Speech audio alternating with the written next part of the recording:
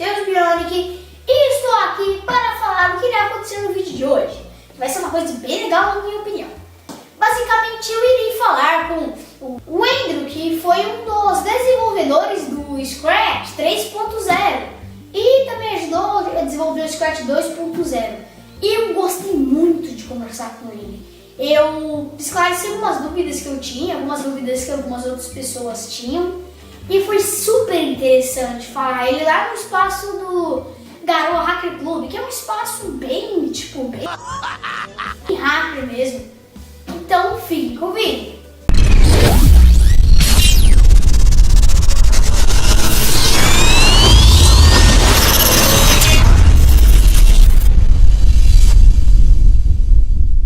Ó pessoal, eu tenho algumas questões do Scratch 3.0 e estou aqui, tomara que vocês que tenham as mesmas dúvidas que eu, vocês esclareçam elas. Right, starting now. Okay. What's your mind, people of the Scratch minds, for make the quality of the games? Because into Scratch, in the first and the two the first test of the three, the graphic of the Scratch is enough. You want it to be like up this? Yeah.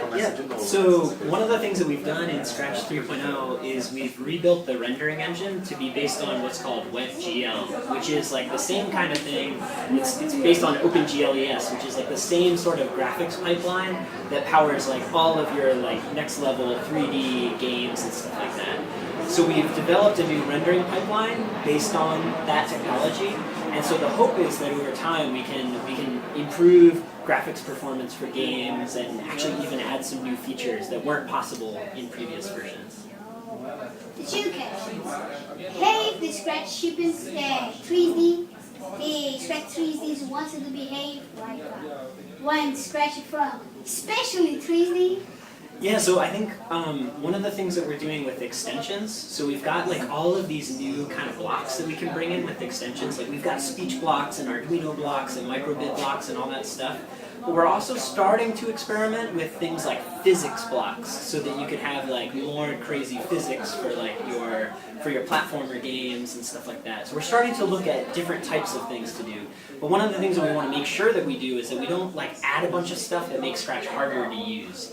So we're trying to like find a good balance between like Scratch being able to make like really cool games, but also not make it too complicated, right? Yeah. And the Scratch 3.0 or in the actualization, you can use out mouse or out keyboard. Because in the keyboard you can use the control, the shift and the others. Yeah. And this mouse it can have just the left button. Yeah, I think that actually would be a really good extension for us to add, is like more advanced keyboard controls to help out with games, but also I think when we're on tablets and phones, I think you also want like access to the accelerometer and stuff like that, which would be really cool. You know what I mean? Because then you could like make really cool games where you're controlling, like, you know, like Mario Kart where you like go like this to control. Yeah, so I think we're going to try to look at adding an extension that has access to some of those like hardware features. Just extension, not inside the... Just an extension, yeah. Just an extension, oh, and mine like the mouse press and it's have another like the left mouse. Yeah, like right click or holding down control or yeah. Oh, I understand. Well, why the Scratch is created? I'll do a little bit explication because I don't have time. Why did we create it? Why your guys created the Scratch? From these guys of the internet system. Well, that's a big question, but I think for us, you know, we're really interested in people like you inventing with technology. You know, so many people like yourself, you know, you have lots of access to like games and videos and all these types of things, but generally you're consuming the technology, right? You're playing somebody else's game or you're watching somebody else's video. But for you, right, it's really important for people like you to be able, and people like your viewers, right, to be able to create technology, to be able to invent the world around you, right? I agree with this. Yeah, and that's why we built Scratch, to make it so that you can invent the future. Yeah, the it's a lot of good news. Now the 5 questions. You wanted to be still with Scratch, like it's a long price, like for a lot of time, still with the Scratch, still making.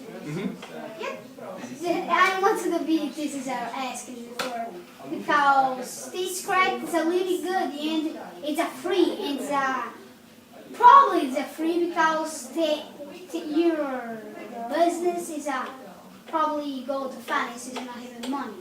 Yeah. And it's other things. Yeah. And well, so I wanted to be. Yeah. Well, we're lucky to have people like the Lego company and Google and folks like that actually give us money to be able to keep Scratch free. So they also believe in the vision of allowing kids to invent with technology, and so they give us money to basically keep the program running. But you're right, you know, Scratch was used by over 200 million children last year. And so each person on the Scratch team supports over 20 million kids, right? So like it's a very small team supporting a lot of kids, and that is hard, but it's also a lot of fun, and it's pretty cool. If I probably not to go to find the business phone, probably not to find. Yeah, we're doing good.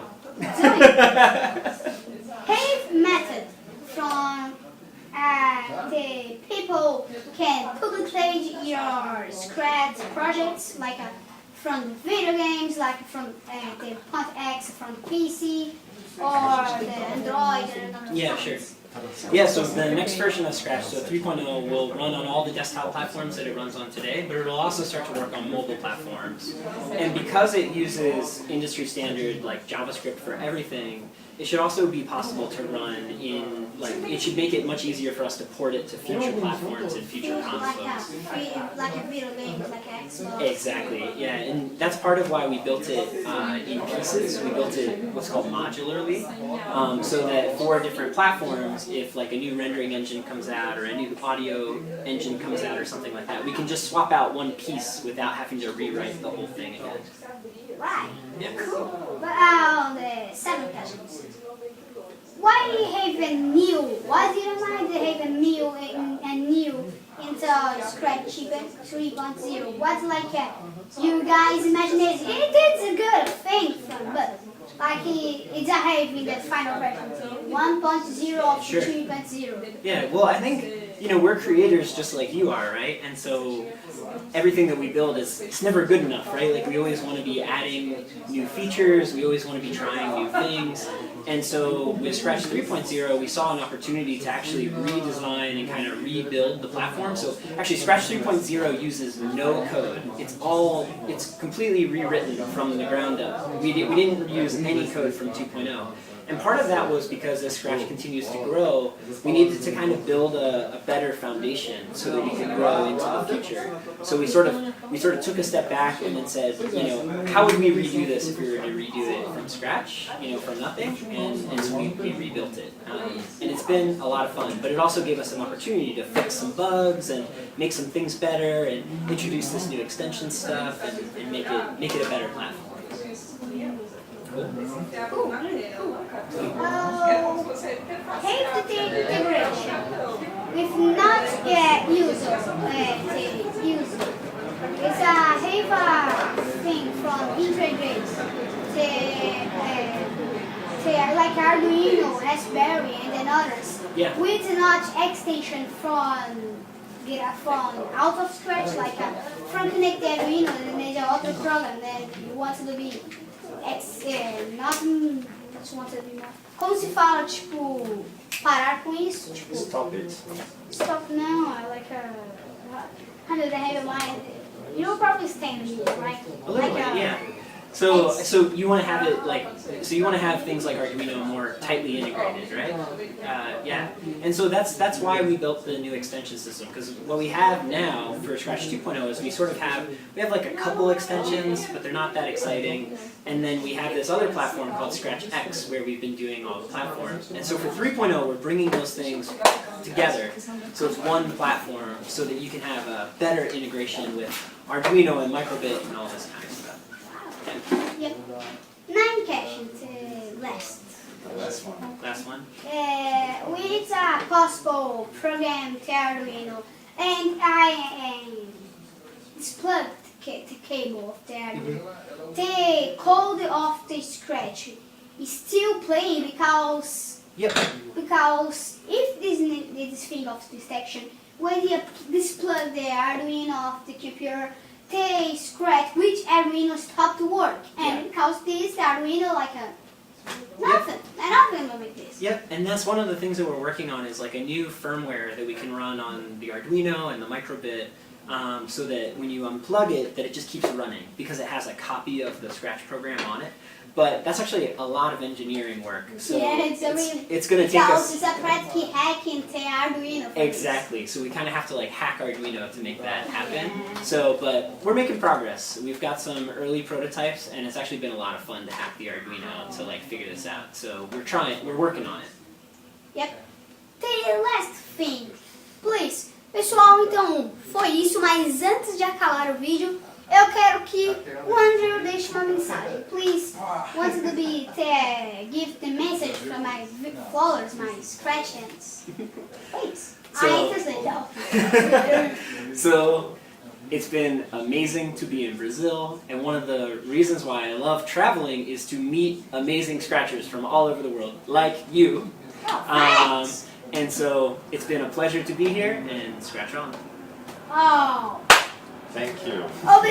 Thank you, Yeah. Andrew. Muito obrigada, pessoal, por ter assistido esse vídeo. Espero que as pessoas que tiveram dúvidas estejam todas esclarecidas. E muito obrigado. Fui!